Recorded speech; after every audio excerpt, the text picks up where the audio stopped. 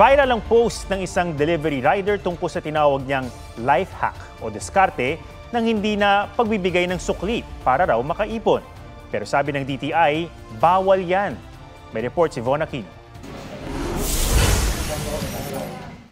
Add to cart, magpapatid sundo, kay laking ginhawa talaga ng mga cashless transaction sa ride-hailing at delivery apps. Pero may mga nagka-cash pa rin sa bayaran. E paano kung buo ang pambayad at hirap manukli? Kamakailan nag-viral at nabash ang life hack umano na pinost ng isang rider.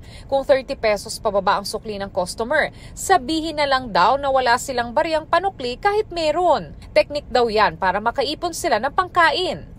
Pero bawal yan sa ilalim ng Republic Act 10909 o No Shortchanging Act of 2016. So dapat eksakto yung sukli mo. No? So bawal din na magbigay ka ng ibang uri ng sukli. So halimbawa, candy. Trabaho ng negosyo na magsukli ng tama at sakto. At sabi ng DTI, saklaw ng batas ang mga ride-hailing at delivery app kahit wala pa sila noong isabatas ito. Pwede siyang isang type ng informal business at ang informal business ay kasama or sakop ng no shortchanging. Nakausap namin ang uploader ng viral post at kanyang nilinaw.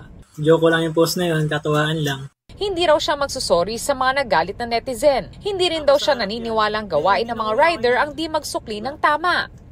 Kasi alam kong kahit barya yun, pera nila yun eh. Hindi porkat nag-post ako ng ganun, sa akin yun na ibubunton yung mga galit ko doon sa mga rider na yun. Ito naman ang diskarte ng mga delivery at motorcycle taxi rider na nakausap namin para makapagsukli ng tama.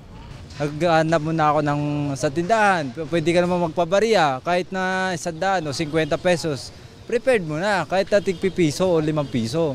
May option naman po para yung kakulangan ko, through e-wallet ko na lang